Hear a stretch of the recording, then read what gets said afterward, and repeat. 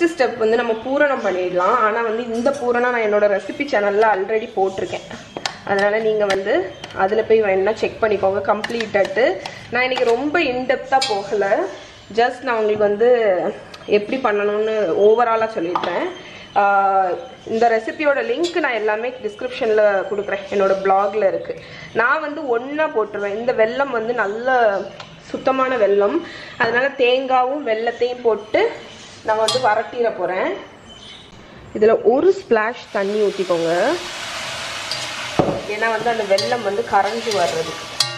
இனி வந்து ரொம்ப சிம்பிள் தான். இதை வந்து நம்ம வந்து மிக்ஸ் பண்ணி வரட்டிகிட்டே இருக்க போகிறோம். ஓகே, இதோட அளவு எல்லாமே கீழே கொடுக்குறேன், செக் பண்ணிக்கோங்க. இதை வந்து லோ ஃப்ளேமில் வச்சு வரட்டிகிட்டே இருங்க. அப்போ தான் இது வந்து நல்ல என்ன சொல்ல நல்ல குக் ஆகி நல்ல டேஸ்ட் வந்து நல்லாயிருக்கும். நீங்கள் ஹை ஃப்ளேமில் வச்சு கொஞ்சம் கிண்டிங்கன்னா நல்லா இருக்காது. அதனால் ஓரளவுக்கு மீடியம் டு லோ ஃப்ளேமில் வச்சு இது எப்படியும் ரெடி ஆகிறதுக்கு ஒரு 10லேருந்து 12 நிமிஷம் ஆகும். ஓகே, பூரணம் வரட்டக்கூடிய கேப்பில் கொழுக்கட்டை மாவு வந்து பிசைஞ்சிட போகிறோம். நான் வந்து ரெடிமேட் மாவு தான் யூஸ் பண்ணுறேன், அதனால் ஓகே எந்த விதமான கஷ்டமும் இருக்காது ரெடிமேட் மாவு யூஸ் பண்ணுறதுனால.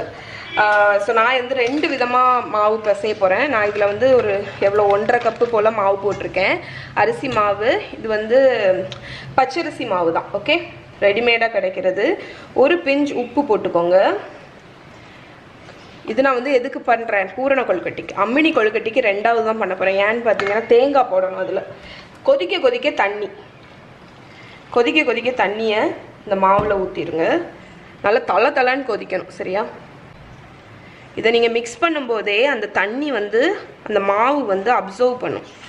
நல்ல சாஃப்டாகிட்டு தான் டோ இருக்கணும், இல்லாட்டி அந்த டோ வந்து நீங்கள் பூரணம் வச்சு மடிக்கும்போது உங்களுக்கு வந்து அதில் கிராக் விழும்.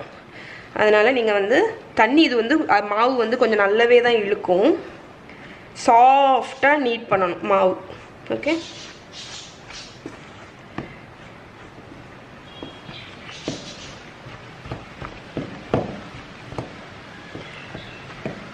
ஓகே இந்த கன்சிஸ்டன்சியில் மாவு இருக்கணும். அதாவது ஸ்டிக்கியாக இருக்கும், ஆனால் வந்து ரொம்ப சொதான்னு இல்லை. இந்த மாவு வந்து கூல் ஆகும்போது பார்த்தீங்கன்னா இன்னும் வந்து ட்ரை ஃப்ளாரை வந்து அப்சர்வ் பண்ணும். அதாவது இன்னுமே வந்து ட்ரை ஆகும். அதனால் சூடு தண்ணி ஊற்றிட்டு 1 ஸ்பூன் நல்லெண்ணெயை ஊற்றி நல்லா மிக்ஸ் பண்ணிவிட்டு இதை வந்து அப்படின்னு நான் வச்சிட போகிறேன்.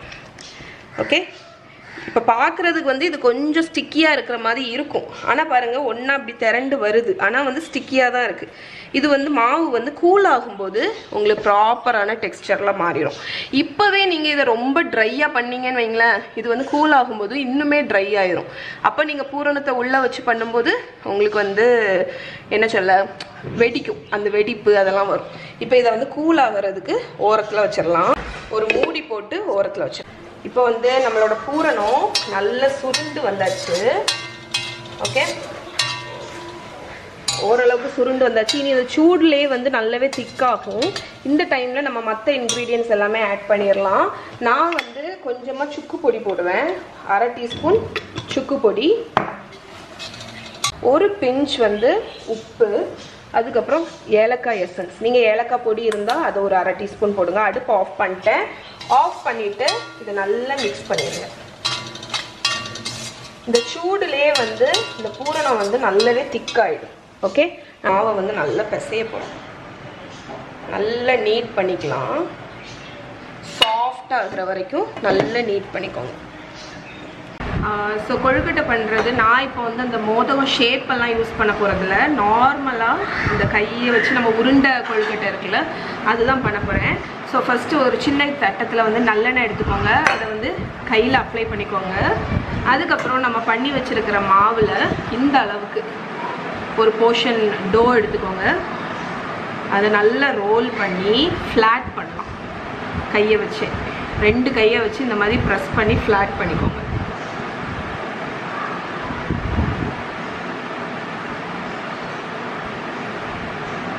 இந்த மாதிரி ஃப்ளாட் பண்ணிக்கோங்க. அதுக்கப்புறம் நம்மளோட பூரணத்தை இந்த மாதிரி ஒரு சின்ன உருண்டையாக உருட்டிக்கோங்க. உருட்டிட்டு இதை நடுஸில் வச்சு எல்லா பக்கமும் கவர் பண்ணிடலாம்.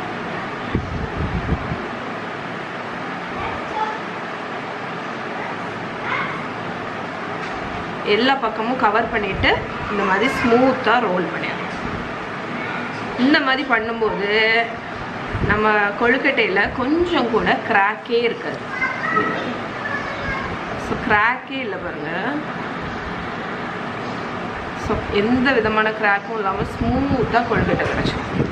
இதை வந்து நான் ஒரு பிளேட்டில் வச்சுருப்பேன். இந்த மாதிரி ஃபுல்லாக பண்ண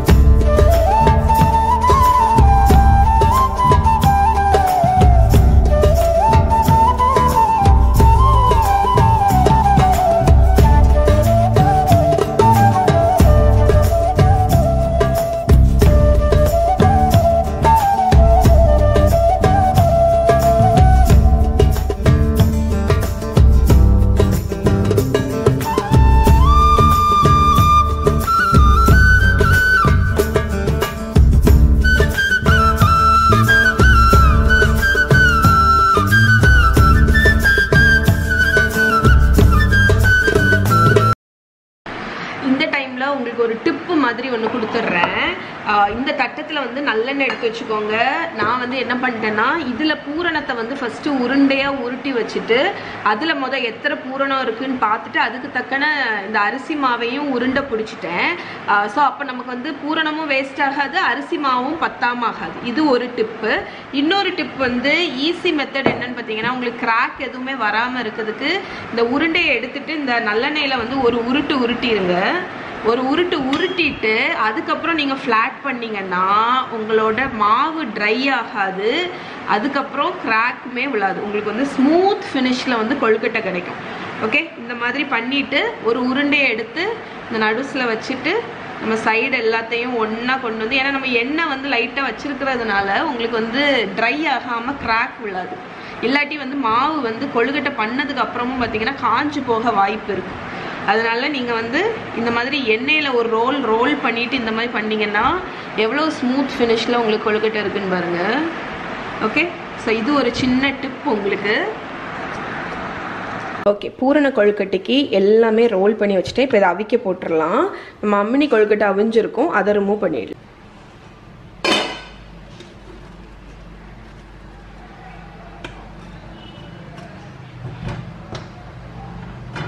இன்னொரு டிப்பு வந்து பூரண கொழுக்கட்டைக்கு பார்த்தீங்கன்னா துணி போட்டு அதுக்கப்புறம் ஸ்டீம் பண்ணுங்கள். டைரெக்டாக பாத்திரத்திலேயே வச்சு ஸ்டீம் பண்ணாதீங்க.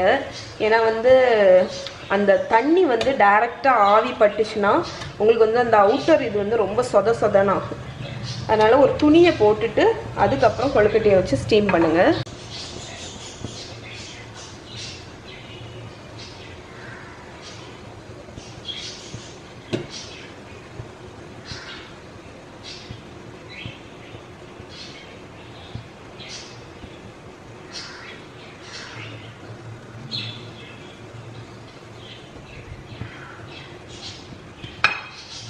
ஸோ நார்மலாக இட்லி தட்டில் வந்து நீங்கள் ஸ்டீம் பண்ணிக்கலாம். இட்லி தட்டில் துணி போட்டு அவிப்போம் தெரியுமா, அது மாதிரி துணியை போட்டுட்டு அவிங்க, உங்களுக்கு வந்து அது வந்து பர்ஃபெக்டாக ஸ்டீம் ஆகும். அண்ட் ஸோ நம்ம கொழுக்கட்டை வந்து அவிஞ்சாச்சு.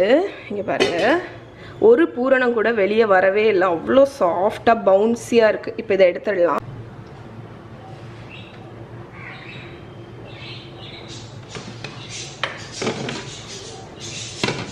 ஸோ இந்த மாதிரி ஒரு ஹாட் பாக்ஸில் எடுத்து வச்சிடலாம்.